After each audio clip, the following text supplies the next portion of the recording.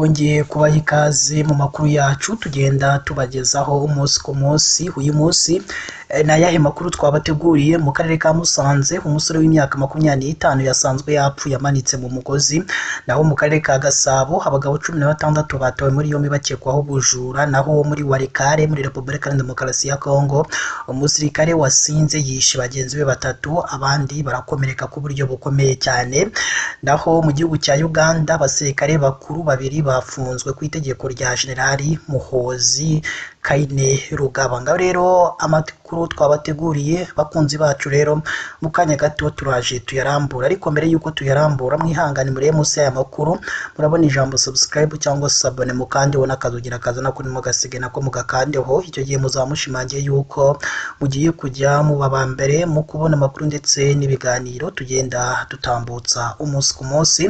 Mu nkundire rero amakuru yacu tuyahereye kuri iyi nkuru, aho mu karere ka Musanze umusore w'imyaka 25 yasanzwe yapfuye amanitse mu mugozi. Umusore witwa Ishimwe Emmanuel w'imyaka 25 wo mu mudugudu wa Rebero kagari ka Nyabigoma mu murenge wa Kinigi mu karere ka Musanze yasanzwe yapfuye amanitse mu mugozi w'inka mu gikoni aho yararaga mu gikari cy'iwabo, aho bikekwa ko yaba yiyahuye. Abaturage babanje kugwa mu kantu nyuma y'uko mu gitondo cyo kuri uyu wa kabiri tariki 24 Kamena 2025 hatangiye gucicikana inkuru y'uko uyu musore waruzwi mu gace atuyemo basanze yapfiriye aho yararaga wenyine. Umwe mu baturanyi yagize ati, ejo twahuye ndetse twanavuganye, twatunguwe cyane no kumva ko mu rukera yapfuye. Byatubabaje kuko ni ibintu bitoroshye kumva, cyane cyane ko yari umuntu twabonaga ari muzima cyane. Hari amakuru aturuka mu baturage avuga ko Ishimwe yaba yarasanzwe hagaragaza ibimenyetso byo kwiheba. Umuturage witwa Senzira Werarisi izina rya Hindu yavuze ko hari igihe uyu musore yigeze kugerageza kwiyahura akoresheje umuti wica udukoko uzwi ku izina rya Kiyoda ariko aza kurokoka. Yagize ati, ubushize yagerageje kunywa Kiyoda bamuha amata birangira arokotse, ariko yavuze ko byanze bikunze aziyahura. None koko yabikoze. Ni ibintu bidushegeshe kuko yari umuntu twizeraga ko azagira ejo heza hazaza. Umunyamabanga nshingwabikorwa w'umurenge wa Kinigi Gahonzire yemeje iby'urwo rupfu rwa Ishimwe, ariko avuga ko iperereza rikomeje kugira ngo nyine hamenyekane impamvu nyakuri yateye urupfu rw'uyu musore. Yagize ati, twamenye amakuru y'urupfu rwa Ishimwe mu rukerera, ubu umurambo wajyanwe ku bitaro bikuru bya Ruhengeri kugira ngo ukorerwe isuzuma. Ntituramenya impamvu nyakuri y'uru rupfu, ariko ababishinzwe barimo gukora iperereza. Ishimwe Emmanuel yabaga mu gikoni cy'iwabo aho yararaga wenyine, ari naho basanze yiyahuriye.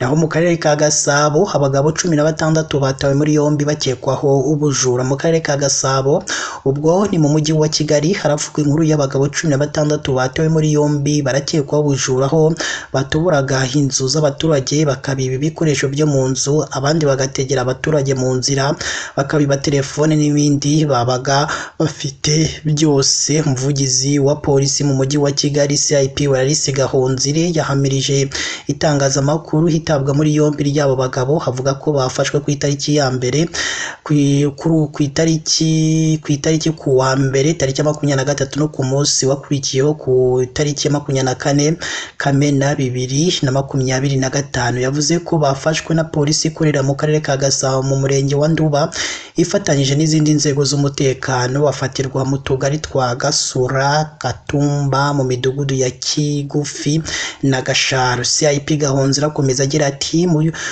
mu kagari ka Tumba hafatiwe abakekwaho ubujura 9. Nyuma yaho hari abaturage babiri bo mu mudugudu wa Gasharo batanze ikirego kuri polisi bavuga ko hari abajura batoye inzu zabo babiba ibikoresho birimo na televiziyo. Abafashwe bose byaturutse ku makuru yatanzwe n'abaturage, bakaba bafungiye kuri sitasiyo ya polisi ya Nduba kugira ngo bakurikiranwe. Polisi y'u Rwanda irashimira abaturage bakomeje gutanga amakuru ku bahungabanya umutekano, ibasaba gukomeza ubwo bufatanye, ikaburira kandi abishora mu byaha ko polisi ikomeje ibikorwa byayo byo kubashakisha no kubafasha no kubafata. Umuvugizi wa polisi mu mujyi wa Kigali CIP Gahonzire akomeza agira ati turaburira abishora mu byaha by'ubujura ndetse n'ibindi bihungabanya umutekano kuva mu byaha ahubwo bagafatanya n'abandi mu gukumira no kurwanya ibyaha. Abakora ubujura baragirwa inama yo kubireka bagakura amaboko mu mifuka bagakora kuko imirimo itabuze. Polisi y'u Rwanda itangaza ko abantu bumva ko bazatungwa no kurya iby'abandi bavunikiye ko bitazihanganirwa, bityo ngo nibashake ibindi bakora kuko ngo ubujura ntabwo buzabahira cyane ko inzego z'umutekano ziri maso. Naho muri Repubulika ya Demokarasi ya Kongo muri Walikale umusirikare wasinze yishe bagenzi be batatu akomeretsa benshi. Umusirikare wa Repubulika ya Demokarasi ya Kongo yishe arashe bagenzi be batatu muri Groupement ya Ruberike muri teritwari ya Walikale, abandi 8 barakomereka ku buryo bukomeye cyane. Mu gitondo cyo kuri wa 24 Kamena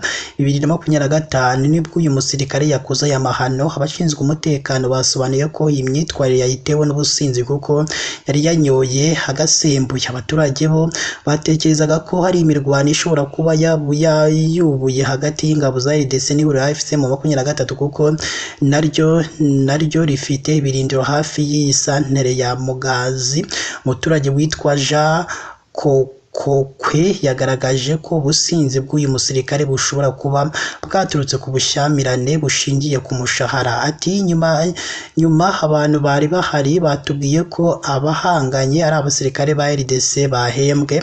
Uyu musirikare yatawe muri yombi, abakomeretse bajyanwa mu bitaro bikuru bya Kibwa muri Walikale kugira ngo bahabwe ubuvuzi bwihuse. Aya makuru yemejwe n'umuvugizi w'ingabo za RDC zikorera mu gice cy'amajyaruguru y'intara ya Kivu y'Amajyaruguru Major Neston Mavudisa agira ati umunyabyaha yafashwe barafunzwe, abaturage nibakomeze imirimo yabo batuje nta kibazo na gito bafite. Imyitwarire mibi mu gisirikare cya RDC igira ingaruka zirimo ubwicanyi, igaragaza kenshi biturutse ahanini ku businzi ndetse n'ibiyobyabwenge byabase bamwe mu basirikare bacyo. Muri Gicurasi 2025 nabwo umusirikare wa RDC ukorera muri teritwari ya Muanda mu ntara ya Congo Center yinjiye mu rusengero yica abantu 3 mbere yo gutabwa muri yombi n'abaturage bari muri urwo rusengero. Mu nkundire rero kandi amakuru yacu tuyakomereza hano mu gihugu cya Uganda, aho abasirikare bakuru 2 bafunzwe ku itegeko rya Generali Muhozi. Muri Uganda abasirikare bakuru 2 bafite amapeti yo ku rwego rwa koloneli bafunzwe hashingiwe ku itegeko ry'umugaba mukuru w'ingabo za Uganda Generali Muhozi Kainerugaba.